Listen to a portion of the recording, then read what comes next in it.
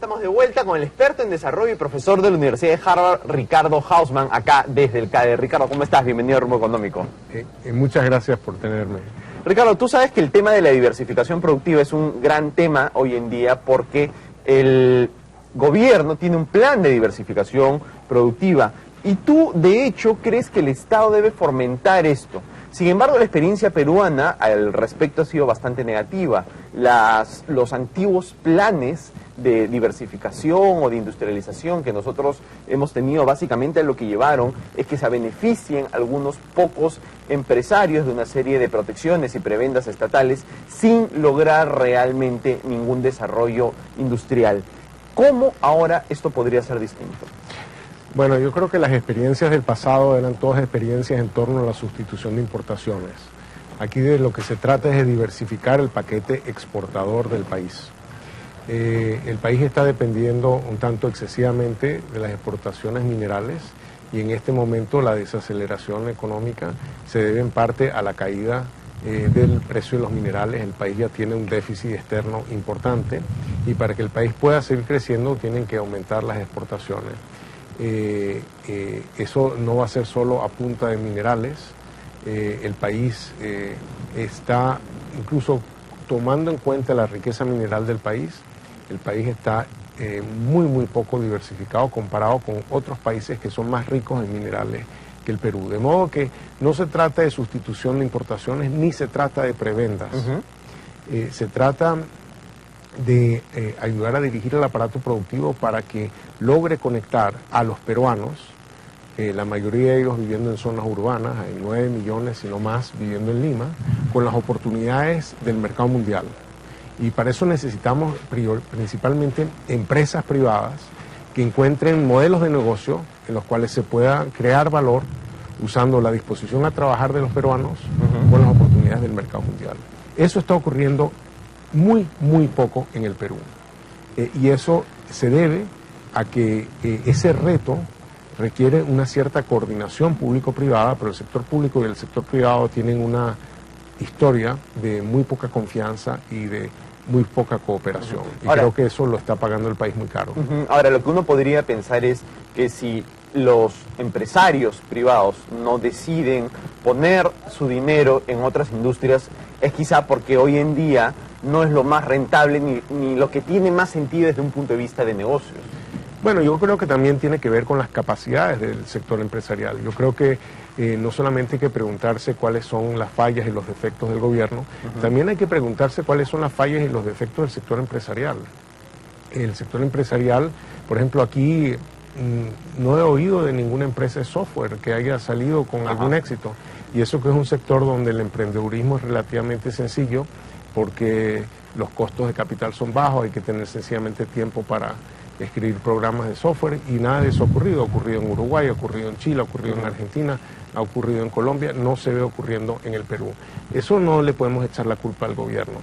Igualmente... Pero no es que yo le eche la culpa al gobierno, sino, a ver, digamos, la pregunta es si quizá no estamos desarrollando la industria de software, es porque por alguna razón de negocios, quizá acá en el Perú no existe el capital humano. Yo sé la razón de negocios, sí, ¿no? porque no son buenos. Y no son buenos en parte porque el país lleva 3 generaciones sin inmigración y ahora está recibiendo inmigración. Inmigración de gente bien formada, de españoles, etcétera. Claro. Y quizás eso cambie las cosas un poco. Pero básicamente los que están se sienten cómodos en lo que hacen y las cosas nuevas típicamente las traen gente que las sabe hacer. Y como son nuevas para el país, no hay gente en el país que las sepa hacer. De vez en cuando uno se topa con una persona muy creativa como Gastón. Claro. Y bueno, y de ahí salen cosas que nadie, no es cobre, no es agricultura, es otra cosa, es peruana, es única. Bueno, como eso deberían haber 20 ejemplos más. El hecho que no lo haya muestra una deficiencia del sector privado peruano, que no sabe hacer cosas, que no tiene la creatividad necesaria. Entonces la pregunta es cómo se puede catalizar esas cosas. Y muchas de esas cosas no se van a catalizar por iniciativas del Estado. El sector privado debería ser un poquito más autocrítico de por qué no ha sido capaz de hacer otras cosas. Por ejemplo, al fondo hay sitio. Sí. ¿no? Gran éxito internacional. Tremendo ¿Por qué no se ve más de eso? Ajá. Esa es la pregunta que se debería estar haciendo la sociedad peruana sobre sí misma. Ahora, cuando hablamos de diversificación productiva, estamos hablando de que el Estado... estamos hablando que el sector privado desarrolle la capacidad de ser bueno en otras cosas que aún no es bueno. ¿Y tú crees que no hay un rol para el Estado en estos... si quieres, en estas iniciativas de diversificación productiva, o sí lo hay? Porque a mí, y yo creo que a muchas personas, lo que nos preocupa es pensar que va a ser rol del Estado, ¿no?, generar, por ejemplo, gastones, ¿no?, en la industria de software, como tú dices, y en fin, eso es algo que preocupa bastante, porque me diera la impresión, porque eso es lo que naturalmente puede hacer bien el Estado, ¿no? ¿Tiene algún rol? Yo creo que... el Estado es un instrumento que se lo dio la sociedad para resolver ciertos problemas.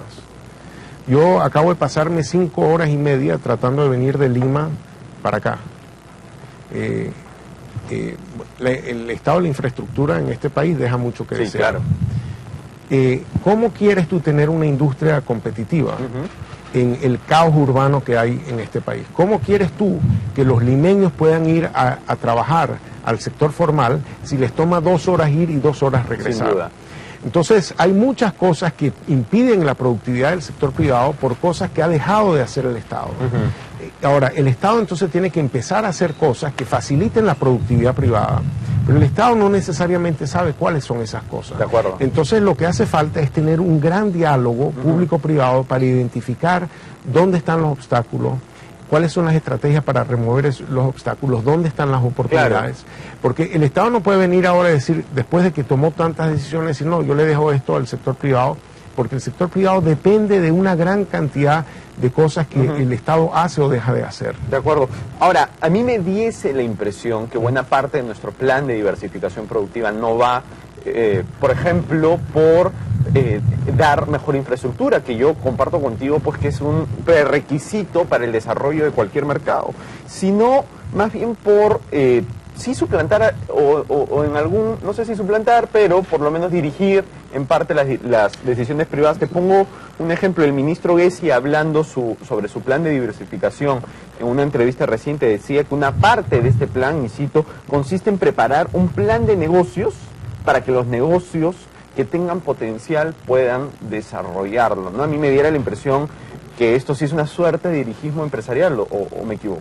Yo creo que te equivocas.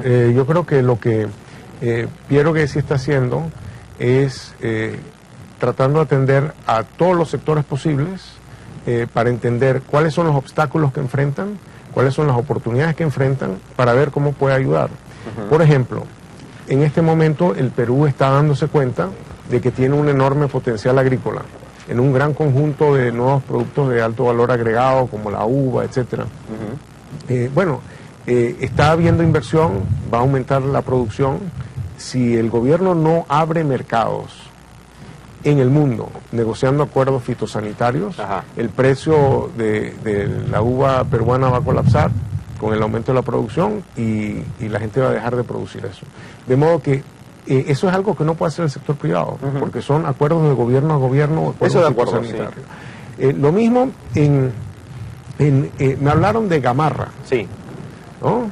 Es una cosa que se generó por sí misma, pero que si el gobierno pudiera resolver los problemas de espacio industrial, de calidad del espacio industrial, de calidad de la infraestructura, de la calidad de los accesos de los trabajadores a su trabajo, eso podría funcionar con mucho mayor productividad.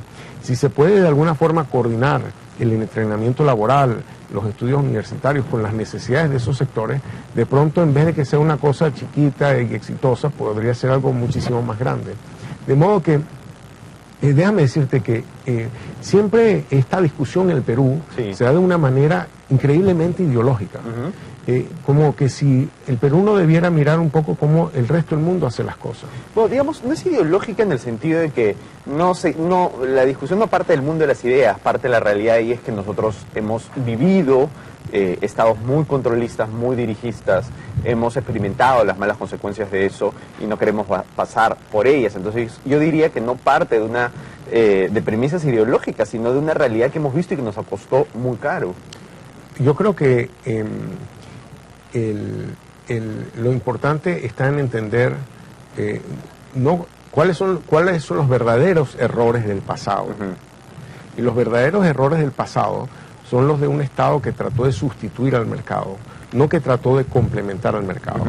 Y aquí de lo que se trata es que el gobierno maneja 1 millón de páginas de legislación y el gobierno maneja miles de entes públicos. Nadie en el gobierno se ha leído el 1 millón de páginas de legislación y nadie en el gobierno realmente sabe lo que hacen o dejan de hacer los miles de entes públicos. Pero la productividad privada depende enormemente de ese 1 millón de páginas de legislación y de lo que hacen los miles de entes públicos. Y la única forma como vamos a mejorar el paquete de cosas que hace el Estado es insertando al Estado de una manera mucho más próxima en entender las necesidades y los problemas específicos de la actividad productiva. El diálogo público-privado tiene que estar basado en iniciativas que aumenten la productividad del sector privado.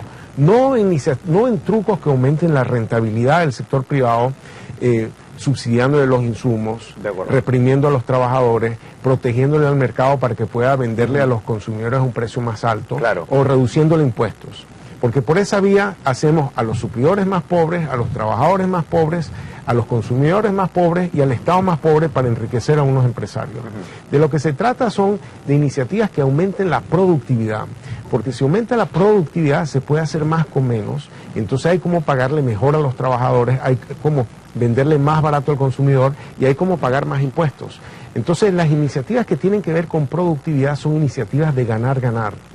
Y de esas es la búsqueda de esas iniciativas de lo que se trata el reto de la diversificación productiva. De acuerdo. Bien, nos vamos a ir a una pausa y regresamos a seguir conversando con Ricardo Hausmann.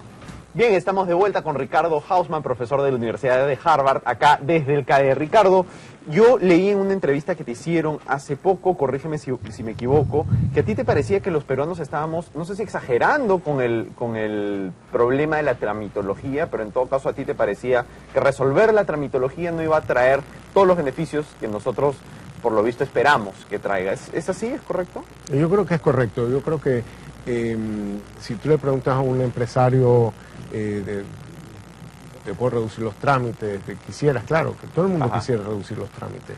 Pero la pregunta es si eso es realmente lo que está impidiendo las cosas. Por ejemplo, hay gente que opina que el sector informal se debe a los trámites de formalizar la empresa.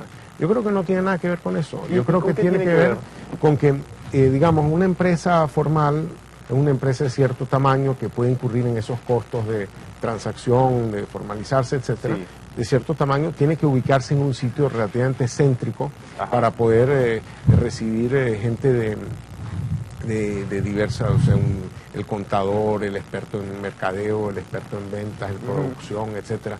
Y entonces esa organización típicamente está muy lejos de donde viven los trabajadores.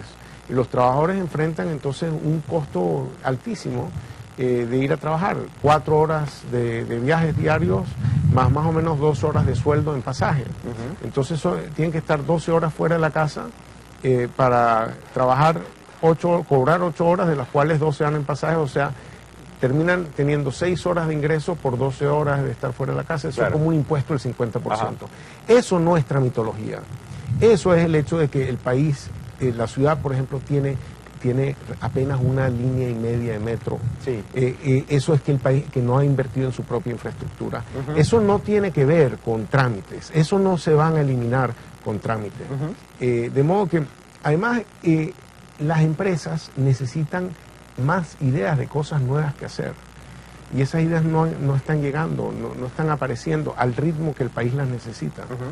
De modo que creo que hay otras cosas que son importantes en el Perú, más allá de la tramitología, que tiene que ver con la capacidad empresarial. Ahora, sin desconocer el problema que tú acabas de mencionar, que es un problema de infraestructura, que sin duda es un problema gravísimo, ¿no te parece posible que adicionalmente a ese sí tengamos un problema también grave de tramitología? Te pongo un ejemplo. El concesionario del Gasoducto del Sur hace un par de semanas señalaba que tiene que lograr conseguir 4.102 permisos, de todos los permisos que tiene que conseguir, solamente para poder empezar la obra. ¿No diese la impresión, pues, de que estamos frente a un monstruo burocrático que efectivamente demora mucho la posibilidad de hacer negocios y, en fin, el concesionario del gasoducto, dentro de todo, es una empresa que muchos recursos, que puede asumir esos costos y que tiene a los mejores abogados para lidiar con ese problema. Pero ¿qué pasa con el resto del país? Bueno, yo estoy de acuerdo en reducir la tramitología de manera eficiente donde haya, obviamente. La pregunta es, por ejemplo, el Grupo Romero, el Grupo Brescia, el Grupo Rodríguez Pastor, ellos tienen la organización para negociar los trámites, tienen la capacidad gerencial, tienen el flujo de caja, tienen el acceso al financiamiento. La pregunta que uno se hace es, ¿cómo están ellos ayudando a la transformación productiva del país? ¿Qué están haciendo ellos en materia de exportaciones? ¿Qué ideas tienen, qué ideas están explorando ellos para el reto de crear empleos productivos en el Perú en actividades de exportación? Entonces, yo quiero oír de ellos. ¿Qué es lo que ellos están imaginándose? ¿Qué es lo que ellos están haciendo? Porque si tú tienes todo el sector empresarial tratando de dedicarse al mercado interno y tratando de crecer monopolizando, tomando grandes participaciones del mercado en el mercado interno, bueno, por esa vía el país no va a crecer mucho porque el mercado interno son 30 millones de peruanos y el resto del mundo son 7.000 millones de personas. Uno necesita que esos grupos grandes tomen el reto de encontrar cosas rentables, productivas, imaginativas que hacer en el resto del mundo. Y después hablemos de cuáles son las tramitologías que ellos van a enfrentar tratando de hacer eso. Pero a mí lo que me preocupa es que el sector privado no está asumiendo el reto de cambiar al país con la ambición que el país requiere.